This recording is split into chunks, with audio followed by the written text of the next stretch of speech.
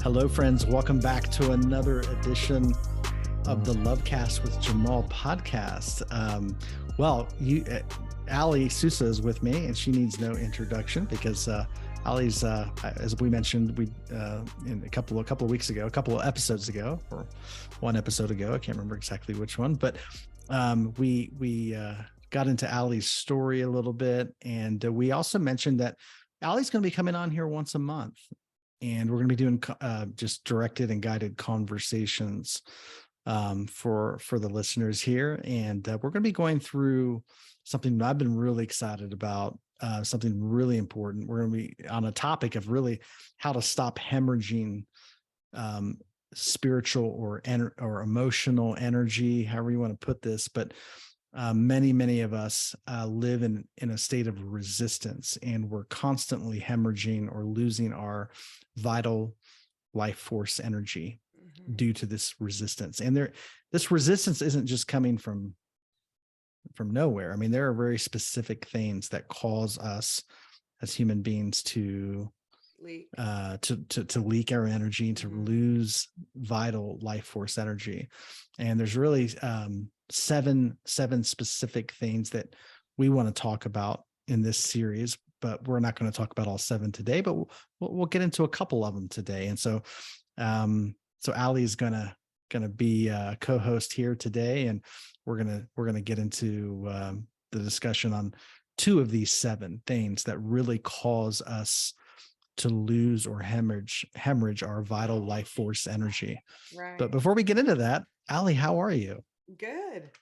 I'm wonderful. Fighting a little bit of a cold, so sorry if I cough a bit here and there. But other than that, I'm great. I sound a little croaky, but I feel pretty good, honestly. So I'm doing good. Well, I'm just super happy you can be back on the show, and I am you can excited. We can have this conversation. So, one of the things, and we were just talking about before we hit record here, one of the things that we were talking about that really is I'm sure all of us that are listening will be able to relate to this, but one of the dynamics or tendencies that we have that cause us to needlessly expend energy or life force energy is really just excess emotional reactivity. When we are triggered basically in life, and these triggers come up, again, nothing wrong with triggers. They're very important. They're essential to our process, but it's how we respond, or do we react or respond to the triggers. So if we get into a reactive state with a trigger, which happens, your resistance increases tremendously. Yes. And when that resistance increases, you're spending. There's a lot of energy that you're expending to resist that, and that over time just drains you of vital life force energy. So Aly, can you talk a little bit about that? Totally. So yesterday, like I was sharing with you just before we popped on, I had one of these. I call them triggers. I mean, something that you hear that kind of interchangeably. I would consider that as excessive emotional reactivity. And I definitely had that experience yesterday with my husband. We spent the weekend in Temecula. We were celebrating my husband's youngest sister's 50th birthday. And we were going to be making our way home from our Airbnb. And I was triggered by what felt like I was being ignored.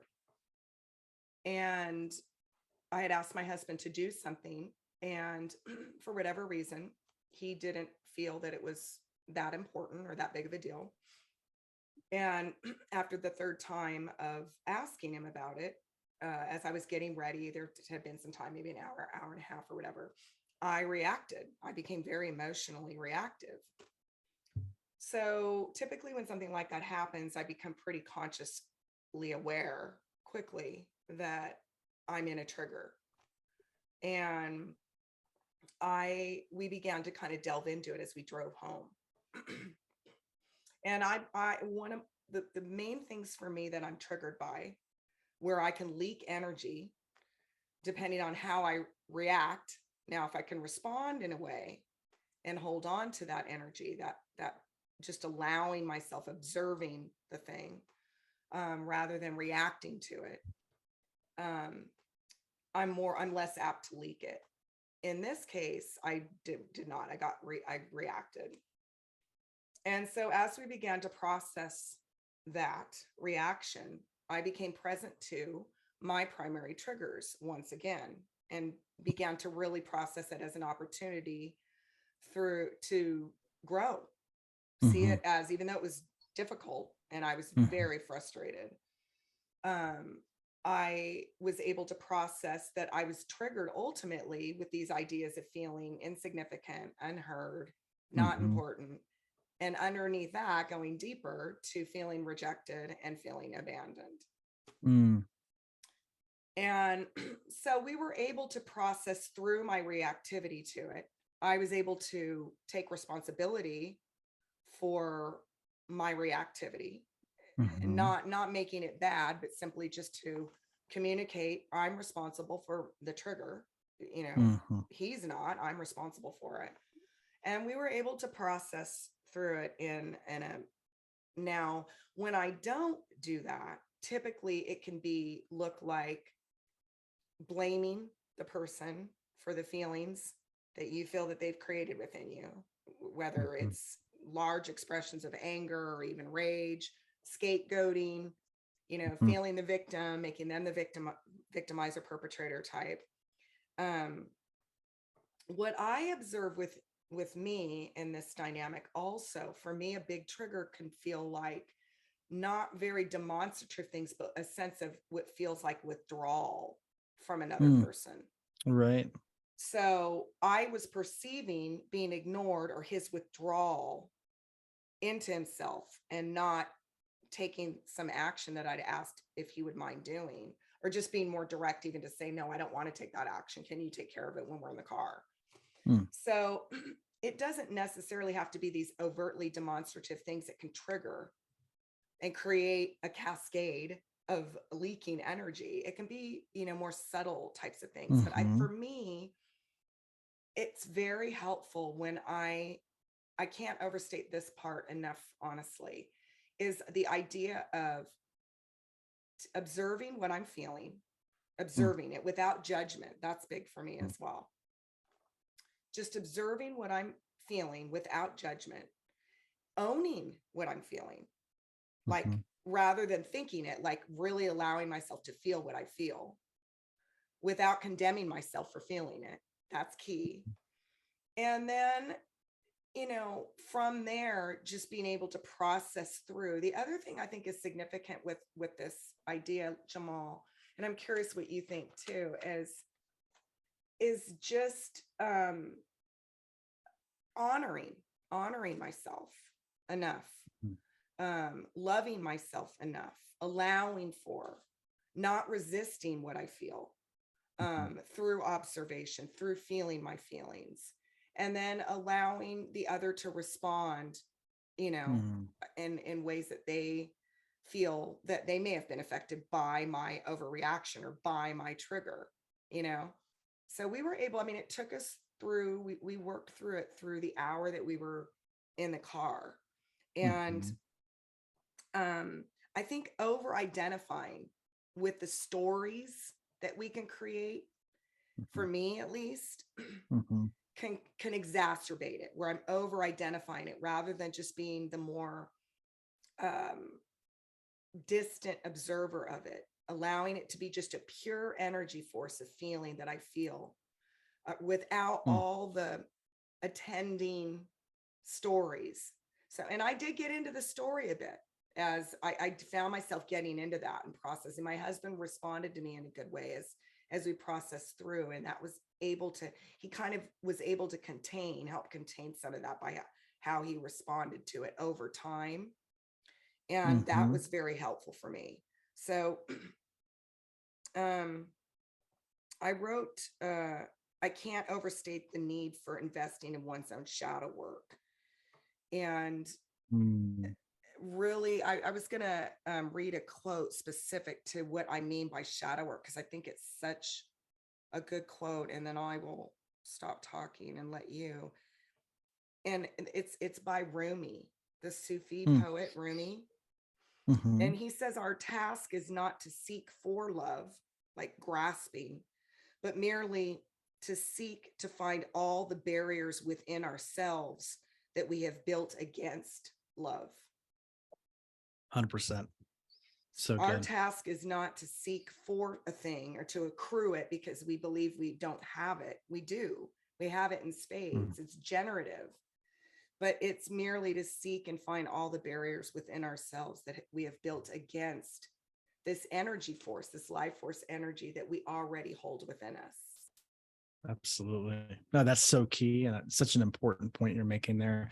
Um, I think something that comes to mind when it comes to emotional or excess emotional reactivity is if I'm emotionally reacting, and you know, Right. I have a story too I can Oh, you share about do? that. But Okay. I totally have a story. But if I have a reaction, and an excess emotional reaction, and it's negative, if it doesn't feel good, Yeah. if the sensation of that reaction feels, um, if it causes suffering in me in some level, Yeah. Our then I contraction. know, if it's a contraction, Yeah. then 100% of the time you can know there's a story, a fictitious story Mm-hmm. involved in it, because truth, or a true story, doesn't cause suffering. So if Mm-hmm. I'm suffering, now events can happen. That's not to say people can do things that can be physically or emotionally hurtful Sure. in a moment. That can happen, but it doesn't cause suffering. If Mm-mm. you can anchor into the truth, no matter what a person is doing, it will never cause you suffering unless there's a story that's attached to some, Yes. all of most of it at the unconscious level. So a similar story. As you know, we were talking about this. We've just came through a unprecedented snowstorm where we live up in the mountains. Had 91 inches of snow, um, Nuts. Nuts. here in my Mm-hmm. It's area. like crazy. Totally. My wife and I, we had to evacuate our home last week, and we literally had to get out of the house. We lost power, but I don't want to get into all the details of that. But we did lose power. Trees were falling. There was no self coverage, no internet, nothing. Um, and it just wasn't safe to be there. And the roads hadn't been plowed, and our cars were completely submerged over the roof of the With cars. a You could not tree see you the said on cars, top. Yeah. and a Wow. tree fell and was on the driveway and on top of the cars. And so we literally needed to leave to get to safety, to get to a place where we had communication and power. And you know um so we had to escape the home on foot. And it was a 3-mile hike, and so literally we had to pack our bags. It was just carry on suitcases. So we packed a couple of those, and put on backpacks, and went out on foot, hiking through all this 91 inches of snow with this luggage, going down the road. So we get off the side road and then we get onto a more of a main road that's a little more plowed. But there were some tracks, and when I say plowed, I mean not really plowed, but there were some tracks that you could see. Like, the only cars that were out were like these heavy duty 4-wheel Yeah. Yeah. drive, Yeah. big truck kind of things. So we're driving. My wife and I were dragging this luggage um, through feet of snow. It was not easy to walk, let alone take all this stuff. And we're in the tracks, like we're in this tracks, because if you get outside the tracks, the snow is so deep. I mean, you could be up chest deep in snow. Right. So we're trying to stay in these tracks. And a truck comes, a pickup truck, a 4-wheel drive truck is coming behind us. And we kind of move out of the way, and he passes us and just Keeps passes us, going. keeps going, and clearly Struggling. we're going somewhere. We have suitcases, right? So Yeah. we're not just out for a nice A stroll here. stroll. And he passes us, and immediately I could hear a narrative start in the mind, right? Yeah. Who is this guy? What a selfish, what? I can't Yeah. believe blah, blah, blah, blah. And immediately I sensed it. And I was like, okay, there's a narrative. I could feel it. There's a sensation. How does that feel? And I started asking myself that question. How does this feel? How's this narrative feel right now? I was like, man, it doesn't feel good. And we're trying to make our way. We're trying to respond to a very challenging situation where we had to be out Yes. of the house. We have to get to safety. We're walking through all this snow. the last thing I need to do is to pile onto that with a Right. narrative of what's wrong with people. And I can't believe he didn't pick us up. Well, so then I caught myself, but then the truck stops. He's like ahead of me about 50 feet, 100 feet, and he stops. And then I noticed that there's a Jeep pulling out. And so he's it's coming Jeep. towards him. So he has to stop. Okay. So the truck stops and then he starts backing up to get out of the Jeep's way. But we're right behind him, 50, 100 feet. And he just keeps backing up. And we just assumed, oh yeah, we're standing literally right behind him. And he just had passed. He sees us. Yep. Oh, but he didn't. He did not. He just keeps coming. He just keeps kept coming. Oh my gosh. And my wife is ahead of me. You know, she's just in front of me and keeps coming. And then it just dawned on us that probably at the same time, I was like, this guy's not going to stop. And so literally we start yelling, he still keeps coming. So my wife literally had to jump in the nick of time out of the way, get in all the snow. And I think his tail light nicked her leg. And I finally was screaming like, stop, hey. And finally this guy, you could tell he like saw us and he stopped, hit the brakes. And he was startled. And, he was apologetic and really, really, just so sorry and didn't see you. And I was like, okay, immediately I wanted to react, but I mean, it was there, that reaction was there, but then, I've just learned that you have to locate it in the body. Where do you feel it? Yeah. Where is it? It's in the chest. It's in the stomach. In the so solar plexus. Locating. I'm going, okay, totally. But there was some excess emotional reaction going on. And I thought, okay, I need to shift this, So he pulls away, we keep walking. And I was just asking myself, okay, this guy is my teacher. He's here to teach me something. What is he here to teach me? And that's when I was able to shift. And he was immediately, as soon as I asked the question, what is he here to show me? Not because there was a story going. There's a story of like, who's this guy think he is? He's got this truck. He doesn't care about anybody else. He's prepared. He's one of these people that's over, he's prepared for this storm, which is great. No fault in that. But yet here's a couple of people who are trying to get somewhere and he doesn't even pick us up or offer, give us a ride, almost runs us over and then drives away. Not without asking, can I help you? Can I get you? Nothing, zero. Wow. So that narrative starts going and that, this is not just happening in, crisis situations. I mean, all of us have these situations that happen, which these narratives start to go off and we start to it's basically a form of judgment, right? We're judging this other person for what they're doing or not doing. Right. Versus shifting it to say, okay, that's excess emotional reactivity. Lots of energy is spent. Whenever you judge somebody, it's like, the way I look at it, it's like kicking a brick wall.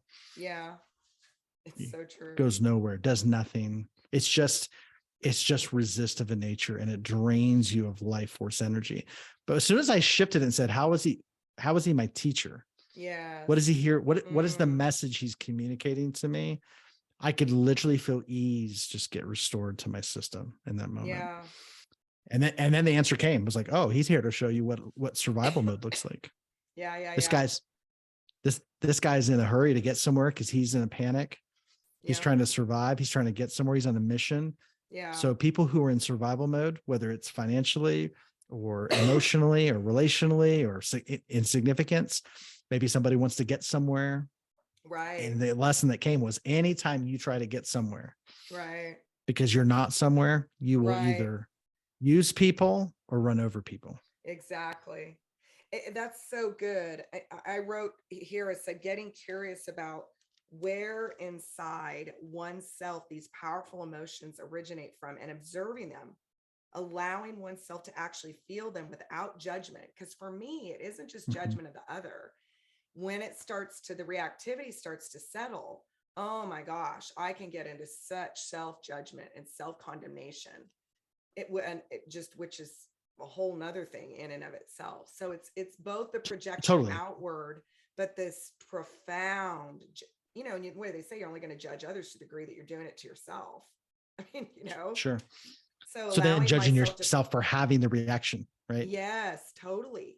Especially the more aware you become, and the work, when you have done the work, you become more and more present to, really, these are our teachers. These triggers really are teachers to us. They certainly don't feel like that in the moment at all. I mean, you Mm. really have to be, intentional, I think, even earlier, previous to that, in your everyday life.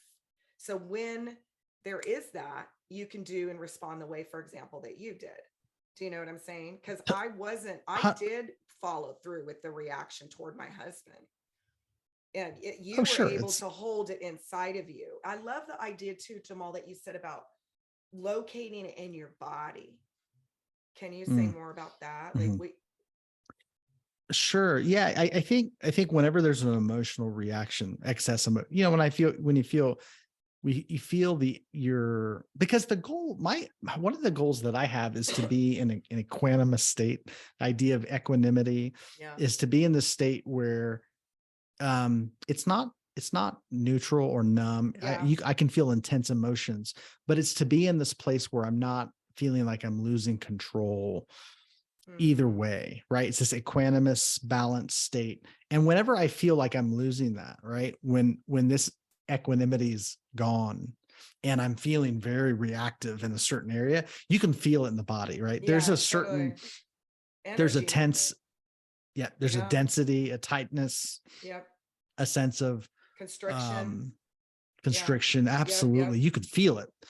And as soon as you feel it, it's there. It's actually an indicator to say, oh, okay, there it is. Like, so then the key, I think, is, and this is something I wanted to say, like, I think there's a misnomer out there. It says the more shadow work, and you mentioned that, like, is Yeah. extremely valuable to do shadow work. And shadow work, in Yes. case listeners are listening, they go, "What's shadow work?" Shadow work is simply when you turn inward, right? Yes. Because we spend so much of our life thinking our problems are They're outside of external, us. right? It's because of this person, it's because of the government, it's because of the situation or whatever it Right. may be. Right. And really, in reality, all of that is a metaphor. It's Yeah. not real. It's just a mirror, right? Right. So our entire life is an internal experience. So, shadow work is simply turning that perspective inward and going, let me look at the areas here where I'm acting unconsciously and getting to the roots of Yes. where is this unconscious behavior coming from? That's Yes. shadow work, Right. right? So I think there's a misconception that people who do shadow work will become less emotionally reactive. And I have found that to not be the case. Yeah. What I have found is it's not that you become less emotionally reactive. It's that you become less judgmental of yourself. Yes. You move more into acceptance and forgiveness Acceptance and and of the forgiveness. self, which means then you Totally. And, begin to reflect that outward. oh, absolutely. Right. Because as long as you're, a human being living this life in this body, going through, situations in the world, you're going to have emotional reactions to things. Yes. It's actually to be human, right? That's Oh, not very totally. natural. Totally. But there's a tendency to be, like we have a tendency, especially if you come from a religious background, right? There's a tendency to want to demonize what you feel. And so, like, even then, Absolutely. if we have an excess emotional reaction to something, we then can have a tendency to judge ourselves for that. Right. And that's, it's not that we become, like I said, having emotional reactions is part of being human. It's just what we learn is how to accept it, as you said, how to embody it, how to feel it, how to process it Process it. And with grace. I was looking up also, because in some religious traditions, or there's this idea of, like, in um what is it called? Sanskara, I think, is the way you Samskara. Yeah. It's the, samskara, which is Sanskrit. mhm. It's Sanskrit word for mental impressions, recollections, or psychological imprints. In Hindu Mhm. philosophy, samskaras are the basis for the development of karma, cause Yes. and effect, this idea of karmic Yep. reality. Yep. Um, but it says, in also, according to various schools of Indian philosophy, every action and intent or preparation by an individual leaves a samskara It leaves an impression, an impact, or Mhm. an imprint in the deeper structures of the person's psyche or mind. These impressions then await volitional fruition in that individual's future in the form of hidden expectations. So that's the shadow work's getting at that. Hidden Mhm. expectations, hidden circumstances, or a subconscious sense of their own self-worth. So the samskaras or these impressions can manifest as tendencies, karmic impulses, and subliminal impressions, habitual potencies, or innate dispositions. So, just getting curious about what's going on, like in a loving way. Like, for example, if you are with someone you love and they were reacting in that way, Mhm. Mhm. a loving thing would be to do is just to contain it, to get curious about it, to curate a space that they could come in and feel utter forgiveness and acceptance, where you Mhm. could just begin to inquire and help them process through what what's going on for you. Do you know what I'm saying? Mhm. Mhm. Oh, And even being 100%. able to get at these deeper movements, because a lot of this can live in the subconscious parts of our, it is almost at a cellular memory reality in ways that we're Mm. not really necessarily aware of. So I just think this idea of forgiveness and acceptance and curiosity, I think that curiosity is really closely akin to compassion. I do. When you get curious, you start to ask questions and you get curious about yourself and these reactions and these triggers and stuff. It is a form of compassion toward yourself. Do you know what I'm saying? Oh, that's a great point you're making. I absolutely know what you're saying. I think, I mean, think about it in terms of relationship, though, right? I mean, think about being in a relationship with another person who was profoundly non-curious, right? That would be a Yes. challenge, right? Because, Yes. I mean, I'm sure Because we've they all had these, know it all or they've arrived or or they don't, or they're just like not even completely, or apathetic, they're just completely checked out, shut right? Like down. if you're in a relationship with somebody and they never ask you about you.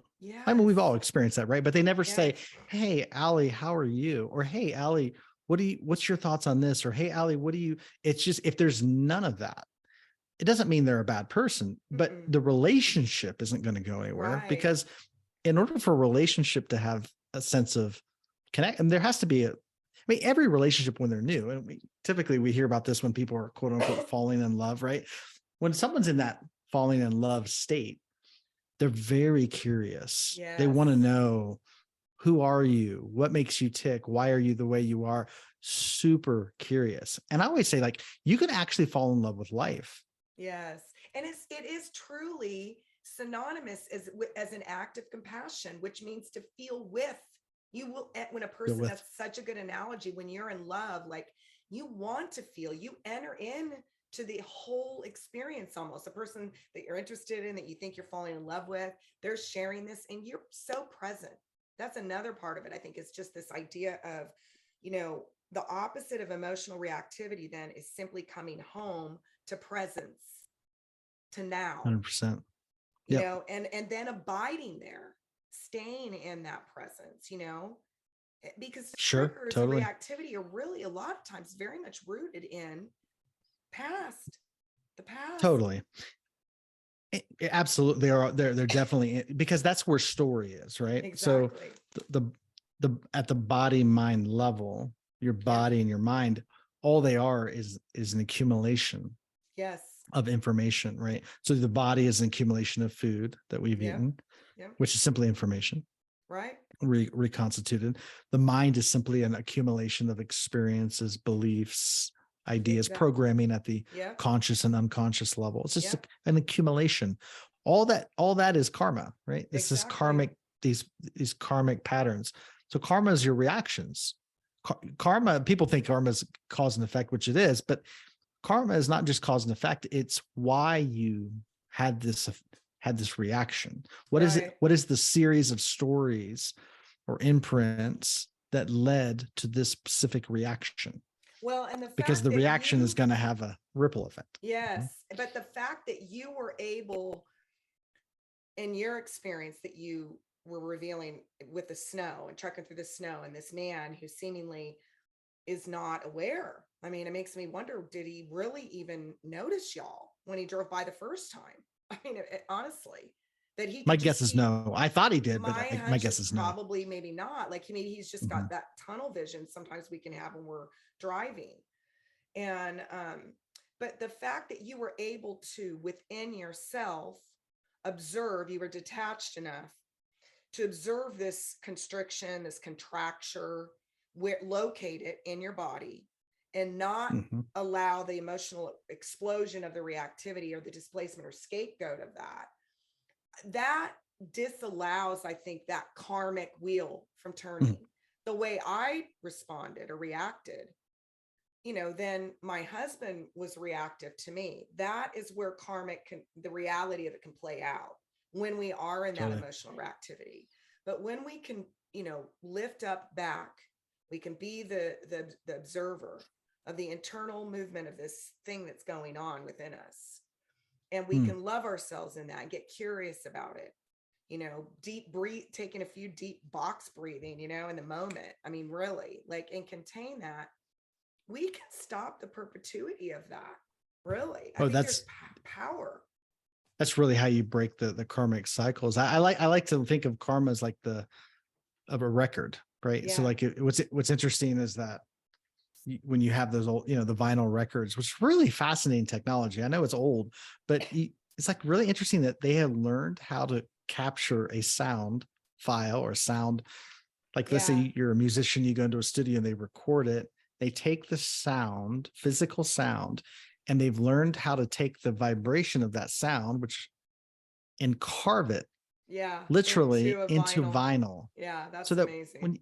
when you put the needle on the Amazing. vinyl, it sounds like, but what you're doing is you're capturing something from the past when you do that. That's why it's called a record. Yeah, I Record's always love about your that. past. Absolutely.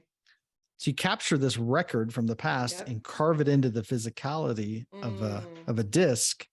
Then when you put the needle on the record, it sounds like it's happening. Sounds like it's yes. alive, Which went yesterday, or I mean, I don't know when that happened right? to you, but for me, it was like right there present. It's like, oh, this is happening. This is Yeah. happening. But in reality, it's not happening. Mm-mm. You're just hearing the past. Yep. So Totally. karma is like, if you put those, remember those old record players where you put a record on the player, and then, by the way, you'll never hear a new song on a record, Yeah. right? Exactly. Because all that can be on the record is what was recorded on the record from the past, and then Right. nothing new ever happens in the past. So it's not like you're going to create it. So every time you play the record, it's always repetitive, which is, if Right. you look at these emotional reactions, they're very repetitive because it's a record. It's, Absolutely. it's so it's interesting. Like, a record is like when you put it, remember those old record players where you'd crank it, Yes. um, Yes. and you'd crank it Exactly. up. Well, every time we get into an excess emotional reactive pattern, it's like cranking that record player, because it's every action, it's a momentum we're talking about. Every Totally. action has an equal and opposite reaction. Right. So it's Absolutely. like cranking that record player, cranking that record player. And the more we react, the more that record spins, the more we hear that song. So everybody has a song, right? Right. Mine was Abandonment, right? Mine That's the was song that would too. play. Rejection and abandonment. Yeah. Rejection, abandonment, Yep. poverty, not Yep. enough. Yep. And so you just hear that song played every time you react, and then Right. you keep cranking it. But Right. as soon as you stop reacting, Yes. this is why the shadow work is so important. And you mentioned this. As soon as you stop reacting, you locate it. Okay, what's going on? Oh, okay, I'm feeling something. Feeling is not a reaction. Mm-mm. Feeling is And natural. you are maintaining your energy, life force Yep, energy, which is what we're talking about. You're not leaking it out when we're totally. reacting unconsciously, even if it's in a few moments or whatever. Even, like in my case, it was that we quickly tried to bring clarity and light into it. But nevertheless, I was leaking energy. You were not. You were able to retain your life force energy in a way that I was not able to. Right. And there's But no, what's I'm not interesting? making that good or bad. Don't Yeah, get me wrong. yeah, totally, because let's say I did leak some energy, that would be a lesson for me. Yes, That would also be a absolutely. further indicator to go, oh, okay, how did that, it's all there for contrast to show us what's happening. But what's interesting is like, yeah, as soon as you locate it in the body, ask the question, get curious, right? Because we're in love.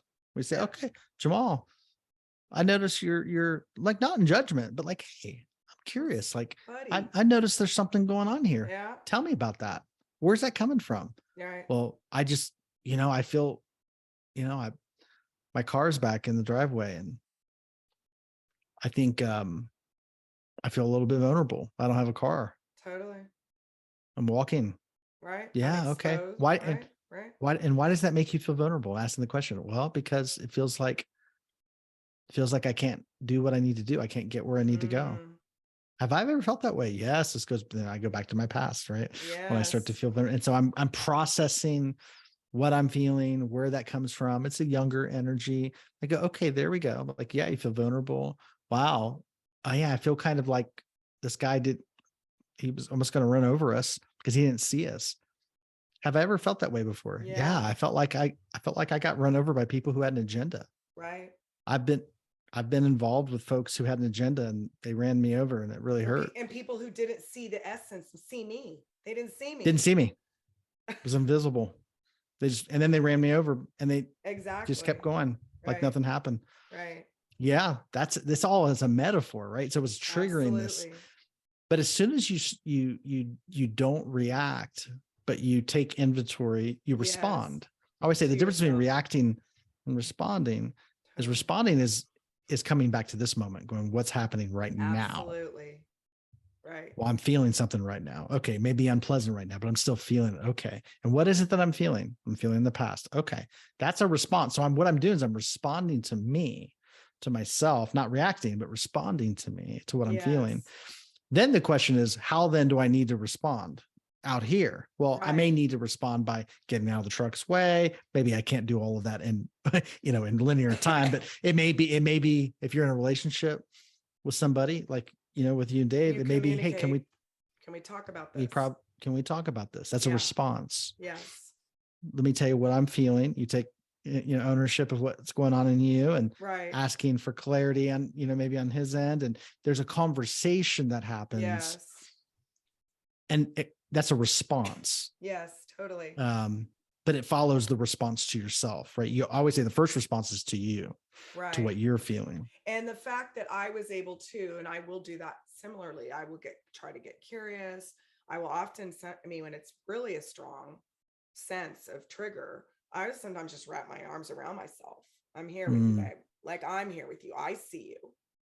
I They may gotcha. not right now, but Mm-hmm. but I see you. I love you. I'm here. I'm listening. Is there something you want to say? Is something you need to express? Do I need to look and see Mm, something?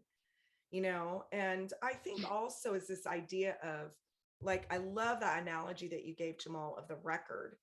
We think of, like, my sister-in-law Bella is, I call her our family historian. She's a scrapbooker. mm, She records our family's history in pictures, and it's like a record is like that, only of music. It's of the past. So the past, really, it's beautiful, and you can really redeem the way that you're affected now by realizing the past is about me learning lessons in how to forgive myself, mm-hmm. lessons in how to accept and have compassion for myself. And obviously, to the degree that I'm able to do that, I'm able to offer that and give that to others in my life, Mm, that I may have reacted absolutely. to. So, Absolutely. Absolutely. but I love that you were able, in your experience of that day, because that was a physically, potentially really dangerous situation you were in, you Yeah. know? And that's what I thought. I was like, we're really this could be life or death to some degree, because this is an unprecedented situation. We've never been in this kind of thing before. And we have to get to safety. It's not an option to not get where we're No. going. And you're already So I being thought, exposed to the elements. And then here's this man. totally. And it's like, this guy is just, almost, so we need to, in order to respond to life the way it is, you actually have to you have to be dialed in to what's happening. You have to be very Totally. present. And that's the key here is getting present. Right. And I know it sounds easier said than done, but Totally. Totally. we are all present. We're just not all aware of our presence Exactly. in the moment. And so the way to get aware is as soon as we just reduce the reactivity, right? We start to recognize, okay, there's a heightened emotional state. Let me look at that. Let me respond to it. Let me do some of that shadow work. And that's Yep. people listening, they may say, well, what's shadow work? How do I do shadow work? Well, it's more of a process. And obviously I'm biased here, but that's why, like you said, investing in your ability to do shadow work is so important for each of us, Absolutely.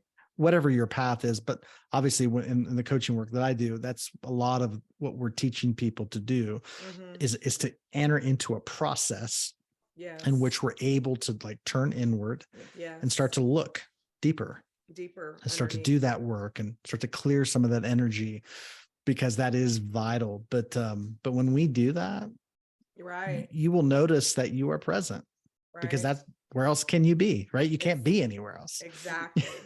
And the presence is really kind of the opposite of an emotionally reactive person who's being triggered by things really that are embedded within them from their past.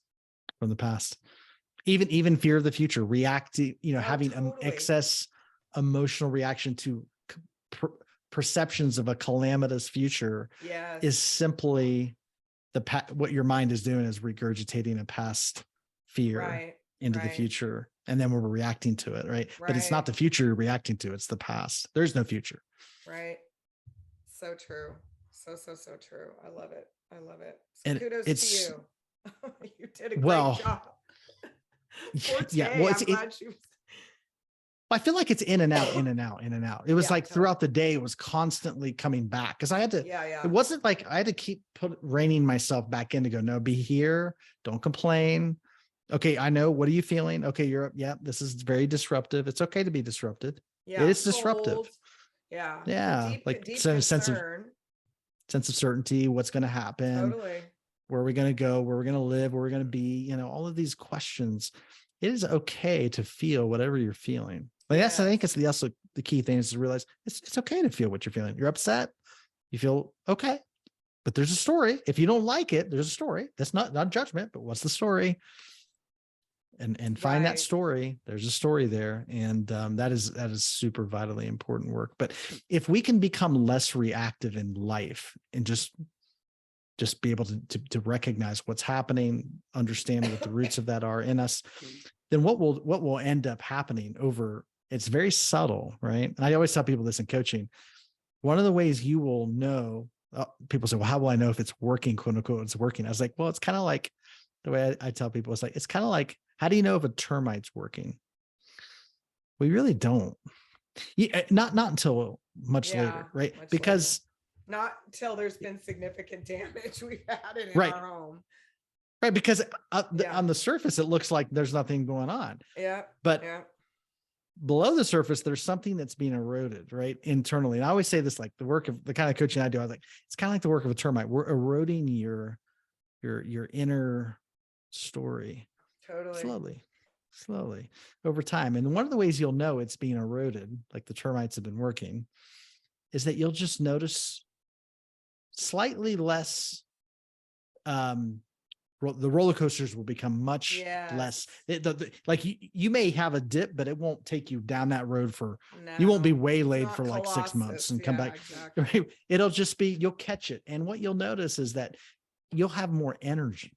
Right. And that's one thing Right. that you'll notice, just a little more energy, a little more Right. pep throughout the day, a little more, start to get up a little earlier, Yeah. unintentionally even. Start to approach the day with a little more presence, a little more excitement, a little more, there's just a little more pep. And I've had so many people tell me like I just don't feel as tired. Like, yeah, Yes. Because their you're energy is not not being burning, drained. Yeah. your life force energy away, Yeah. And Totally. ultimately, what does this do? Well, you'll live longer, number one, Oh, absolutely. Absolutely. because if you're spending your life force energy, another word for that is dis-ease. It's a Yes. breakdown in ease. And so what happens is you enter into more of a state of ease, you live longer, your body responds well. Yep. You It's just, self-regulate much more there's readily. Yep. self-regulate. So there's a cumulative effect. It's not like there's one thing, but it's Right. an overall sense over time. Mm-hmm. I always say that health is a little bit different than sickness, right? Because when you get sick, it's abrupt. it kind of hits you. It comes up pretty quickly. Yeah. No, I've never heard somebody say, I felt like I got hit by the health truck today. Like I just felt like I got ran over by health. Like nobody says that, right?